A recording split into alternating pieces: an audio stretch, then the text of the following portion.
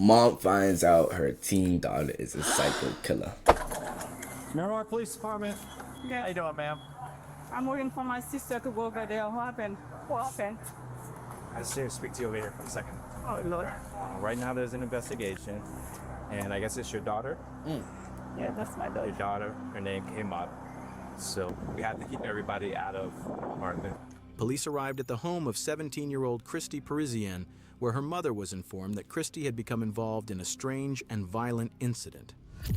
About an hour earlier, officers had discovered the body of an 18-year-old boy named Dwight Grant near a nearby apartment complex, brutally stabbed to death. Can you guys go back inside for me? Can you go back inside, please? Don't. Just do as I ask, please. Passengers have been taken into custody in the murder of 18-year-old Dwight DJ Grant. After a body was found there, Local 10's Andrew Perez is live with for this 18-year-old from Miramar High School, and instead, officers found a body. As new clues surfaced and the investigation continued, police uncovered a hidden conflict between Dwight and 3 of his classmates from Miramar High School. Now officers needed to track all 3 of them down as quickly as possible to figure out what had really happened, what each of their roles was, and more importantly, why. But what detectives were about to learn about how this murder happened, why it happened, and just how complicated it truly was, turned out to be far more shocking than anyone expected. You can't get away with nothing! There's cameras everywhere.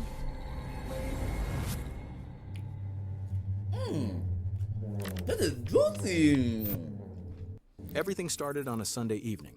On October 17th in Broward County, Florida, a nurse named ImEmmanuel noticed something was very wrong. Her 18-year-old son, Dwight Grant, who most of his friends called DJ, hadn't come home that day. DJ wasn't the kind of kid who disappeared without saying anything. He was responsible, focused on school, and always kept his family informed. His sudden silence was completely out of character. This was the beginning of a terrifying mystery for his family. No matter how hard they tried, no one could get in touch with DJ. He wasn't answering calls, he wasn't with any of his friends, and no one had seen him. By Monday morning, the worry exploded. DJ didn't show up to any of his classes, something that never happened. His teachers noticed immediately, his friends noticed, and his family knew something was seriously wrong. His family and friends checked every place he might have gone, called every person he might have been with, drove through neighborhoods, handed out flyers. Nothing. Police even went to the high school, hoping someone there might know where he'd gone. Officers spoke to students one by one. At this point, even the smallest detail could be the clue they needed. Anxiety and depression, so like he would check. He has anxiety? No, I have Okay, anxiety. so he will check on you. Yeah. Do you know the girl that he's talking to or trying to talk to? No, No, does he have a girlfriend? not to my knowledge, no. No? Okay. Right. All right. So you haven't seen him? What's up, man? No, everything good? Okay. Okay, so you haven't spoken to him since. Is this his behavior? Like, does he do it? He's a good kid? He's a good kid. He doesn't drink. He doesn't smoke. He goes out. He has a plan. He goes out with his friends. He calls literally all of us all the time to let us know, like, what's All of up, y'all? how you are. Okay. Okay. All right. To everyone who knew him, DJ was quiet, calm, and spent most of his free time gaming. He wasn't the type to get into fights, he didn't cause trouble, and he had zero history of reckless behavior. Nothing in his past suggested he'd ever disappear or end up involved in something dangerous. The search for DJ continued through Tuesday of that same week. Then, around 2 p.m., while officers were canvassing the area near Sherman Circle North, a quiet neighborhood in Miramar before all this, they made the worst discovery imaginable. Hidden in the bushes beside an apartment building, police found the body of a young man. Oh my God. Let me step back. The body was found just outside the apartment building where DJ lived. All that time, he had been there, right near his own home. Heavy. Officers were led to the body by scattered bloodstains on the sidewalk. From an initial examination, the body had 2 fatal stab wounds, one to the neck and one to the chest. A knife was also found nearby, hidden in the bushes next to the body. Can you go back inside, please? Don't. Just do as I ask, please. In a few minutes, an officer will come talk to you. Go back inside. DJ's mom? Listen, I can't answer anything right now. I just need you to go inside the apartment and stay there till I can get somebody to come and speak to you, please. I just want to Listen, what did I just ask? Just give us a few minutes and somebody will come and talk to you. Just give me a few minutes. Go ahead and go inside. After speaking with DJ's family and asking them to remain patient, officers immediately blocked off the area surrounding the body and began processing the scene for evidence.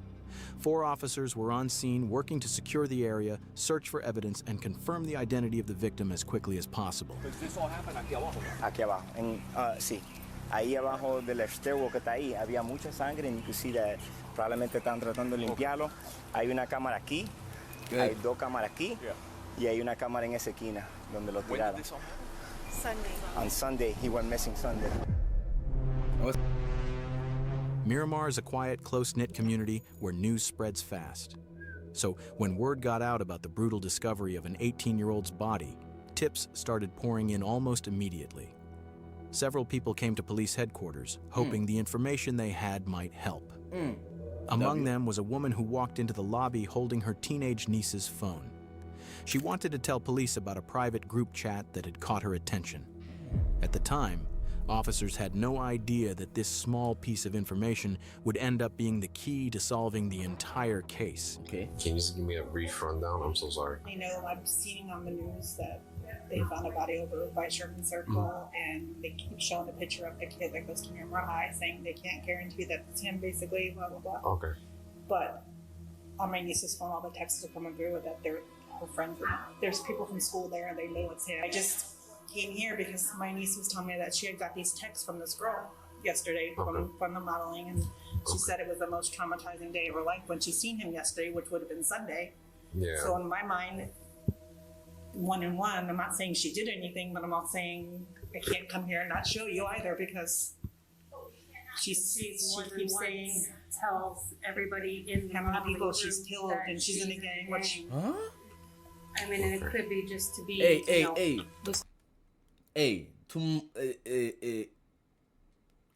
Evidences or intel is like too much. Cool or to be tough. But you never know. It's like, you and know, the same thing, I don't want the text messages here. I don't want them To to just- show my nieces. I don't want her.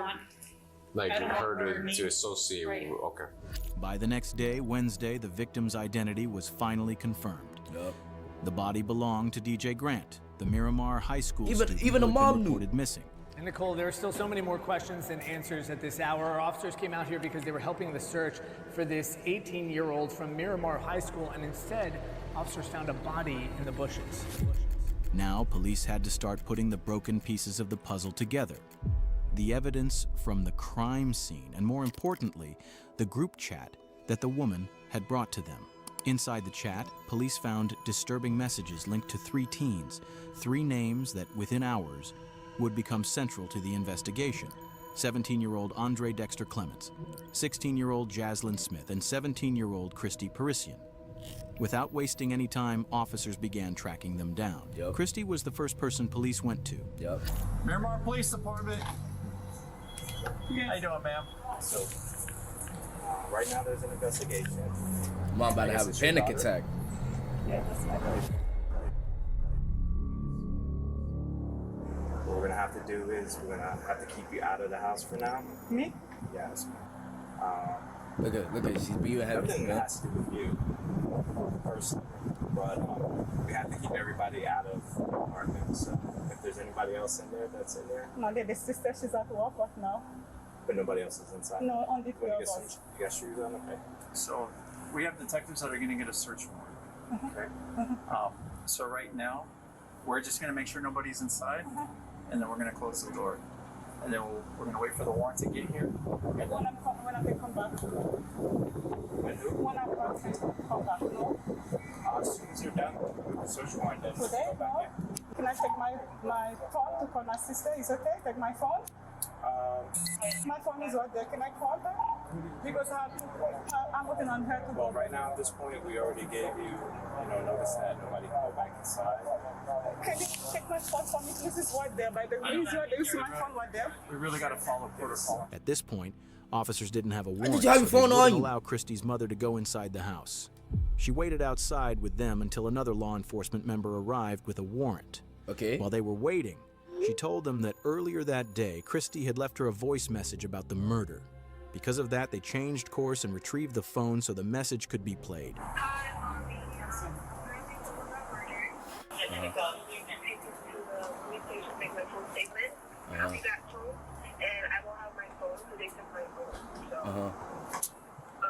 So they By got now, they got to the her police had already spoken with Christy at the station. Her mother wasn't able to provide any additional information. The officers informed her that no one from the family was allowed to leave. So are you going to be around here? Are you sticking around here? Or are you leaving? Leaving where? You're not going anywhere, right? No, I was going to the police station. No, I mean right now. I'm looking for my sister to go to the police station because my sister drives. Cessation. The next person on the list was Jaslyn Smith. 16. The officers tracked her down and managed to find her around 11 p.m. that same night. Outside her family's apartment, they spoke with her while her mother was present. Did you hurt this person? No, I didn't. Because I didn't hit him or anything. I was just told to push him and make sure he stayed in a home. I don't know exactly what happened. You're telling me that you were told to do something? I don't know what you did. I don't know what you didn't do. She said that she was told to keep him in a corner. Andre. Okay.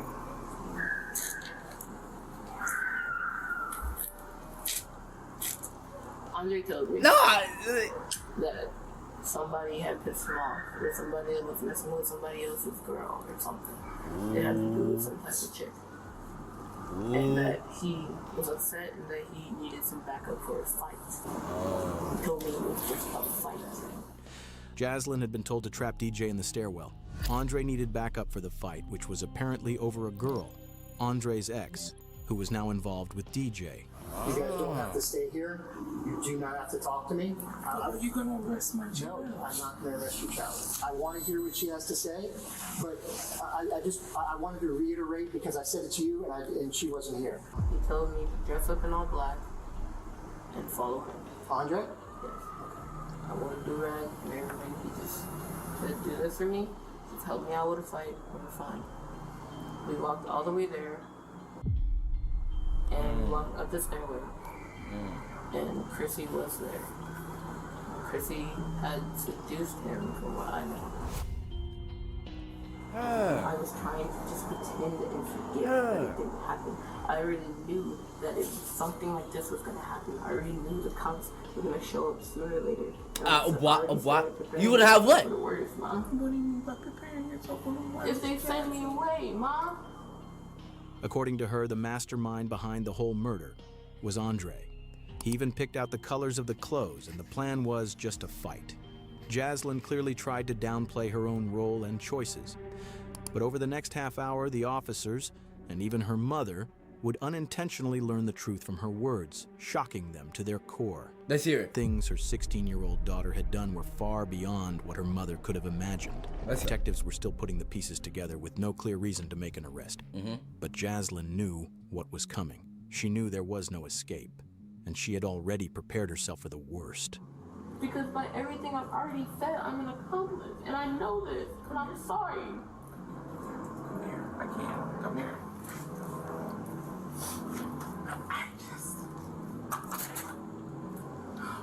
The female officer at the scene can be seen briefly laughing when Smith lets out a sigh. That's what I'm saying. That's what I'm saying. I see. Funny about what's happening. What? Let's go back. Sigh.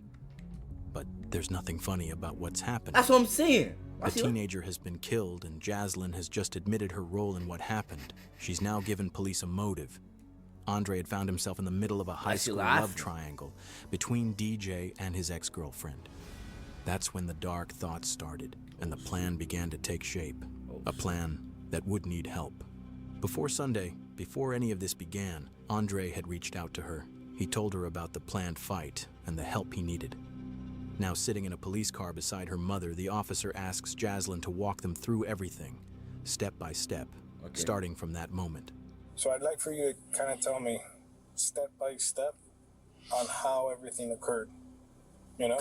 Before Sunday, before he came over. Who's here? Andre. Andre's from school also? Yes. Before he ever came over, he told me Friday, I believe it was Friday, that he had a situation that he needed to deal with, and he was wondering if I could help him out with a fight. Well, okay. Me knowing that I used to fight in elementary and So you have a history. You have a history. Come on. As a kid-ish outside of school, I'd agreed because he's a good friend of mine. I'm like, it's just a fight. He had said he was going to be coming over at around 6. He came over at least 6:45, close to 7 o'clock. Okay. And he had proceeded to tell me the whole scenario of, we're gonna get dressed in all black. You're gonna wear clothes that you don't care about. You're gonna wear gloves. You're gonna wear do-rag. I know the whole layout of the building. Andre already knew that Jaslyn had a reputation for fighting when she was younger. That was exactly why he chose her. He even picked out what Jaslyn should wear, telling her to wear gloves and protect her hair. Jaslyn's account helps clarify the days leading up to the murder, but one thing stands out. She repeatedly tries to downplay her role, presenting herself as someone who was merely influenced rather than involved. A claim that within minutes would be completely undermined by a small slip she made. We had gotten dressed, we had prepared. My mom had gotten home. We had told her that we were going to go on a walk. He was explaining to me that the person that me and him were going to fight with. Me? Me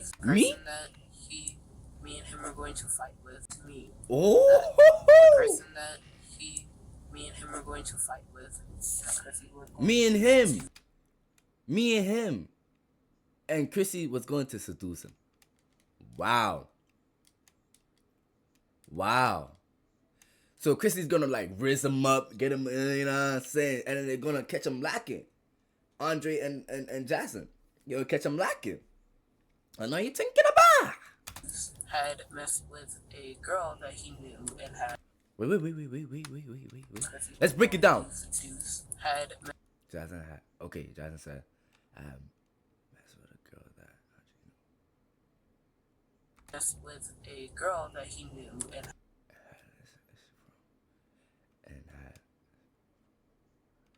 had, essentially from what I know. And on the way there, he's telling me exactly where we're going to walk, exactly how we're going to walk, exactly what we're going to do, and we're going to wait for a signal. And I was like, okay, it's just a fight. That's not what up. But immediately when we got in there, we had walked over to where the stairwell was, while he was telling me to move this way to avoid a camera and to avoid things. So we had walked up the stairs while Chrissy stayed downstairs and made a call.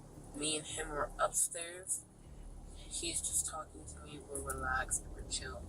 And then he got a signal from Chrissy to walk downstairs. And he had a weapon with him. He told me to hold the weapon.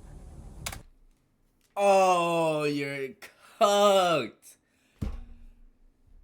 You assisted. Oh, man. We had gloves on at this time still. Cooked.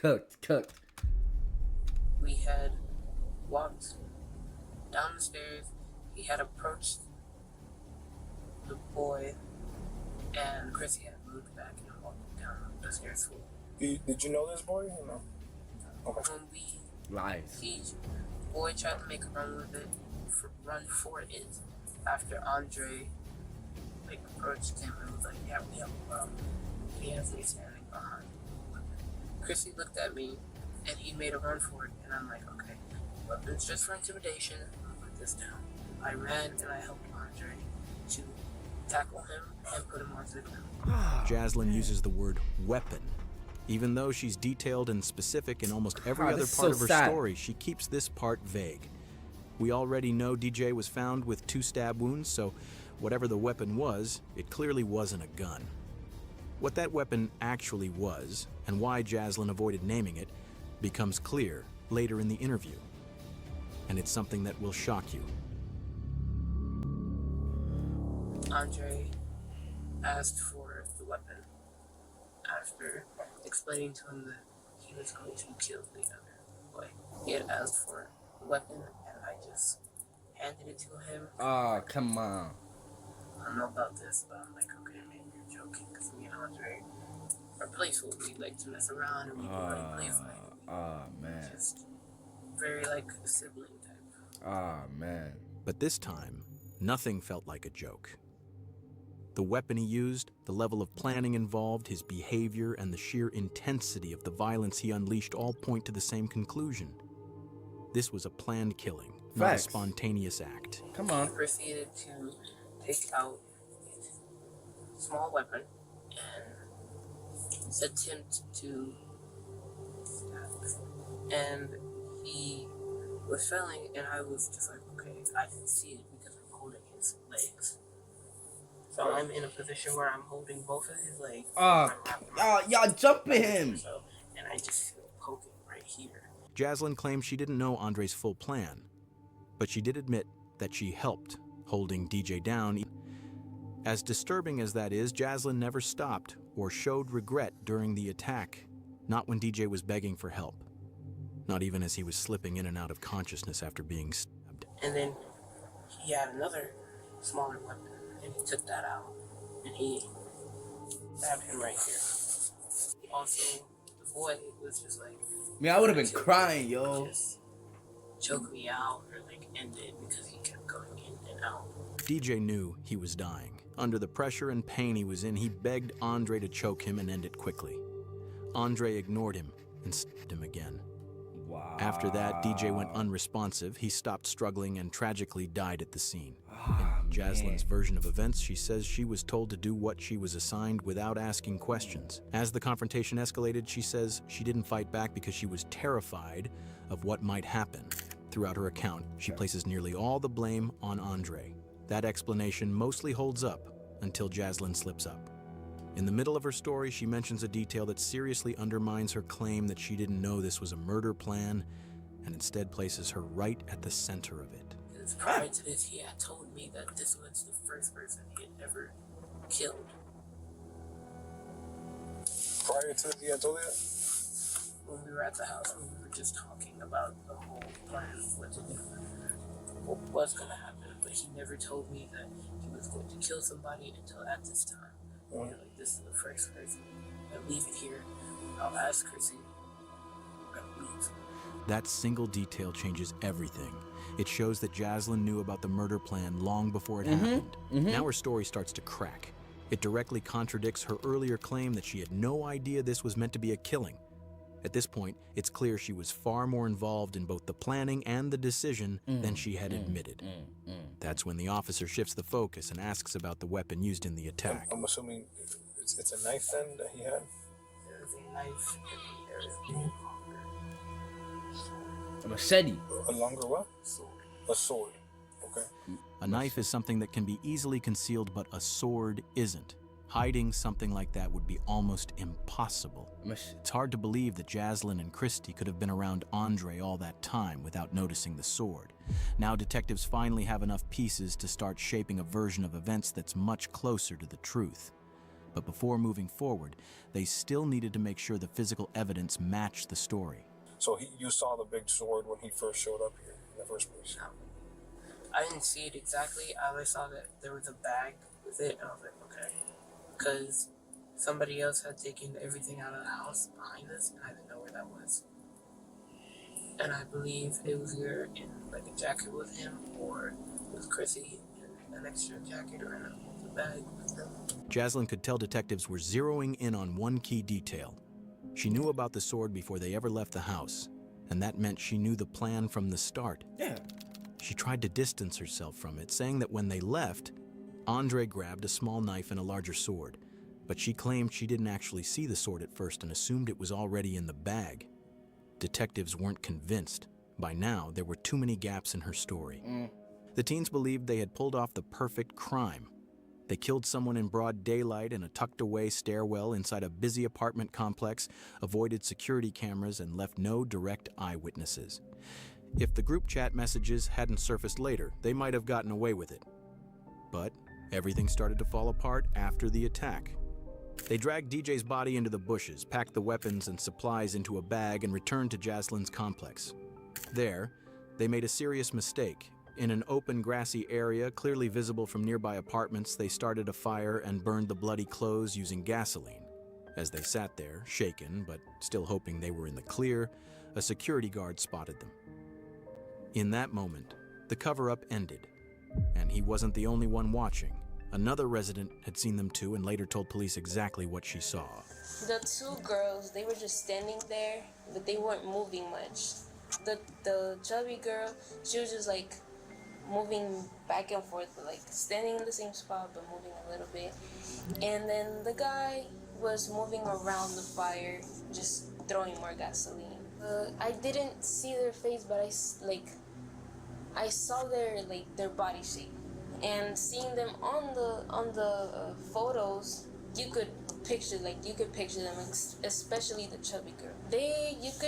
You could feel the traumatization from them, and you could feel like they were scared, but you could also feel like they had that energy of the way of thinking like he deserved it. Like you could notice that. Security camera footage from the apartment complex backed up much of Jaslyn's story. Why they blur the face? The but the cameras face is showed the already three in it? teens dressed entirely in black as they approached the stairwell where DJ was attacked. One camera even captured DJ Grant's final moments. Another showed the teens dragging his body toward the bushes exactly as described. But as detectives reviewed everything more closely, cracks began to appear. Parts of Jaslyn's version didn't fully line up. Police seized the teens' phones and went through their messages. It didn't take long to find something that directly contradicted Jaslyn's claim that this was only meant to be a fight. One message revealed the true mindset behind the plan.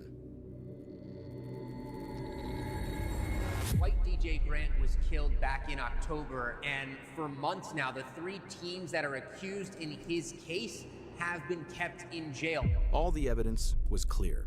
Within days, police moved in on all three suspects. Jaslyn Smith, Christy Parisian, and Andre Clements were all arrested. Each of them was charged as an adult.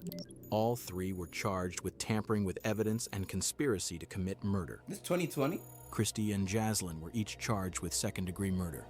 Both eventually pleaded guilty and were sentenced to 25 years in prison, followed by an additional 10 years of probation. Andre Clements, who was 17 at the time, was considered the mastermind behind the crime and the one who delivered the fatal sword strike that killed DJ. He faced the most serious charge, first-degree premeditated murder. On February 18, 2025, Andre Clements, now 20 years old, also pleaded guilty. He was sentenced to 40 years in prison, followed by lifetime probation. A caring, loyal, honest person would be there for you in a second and a heartbeat.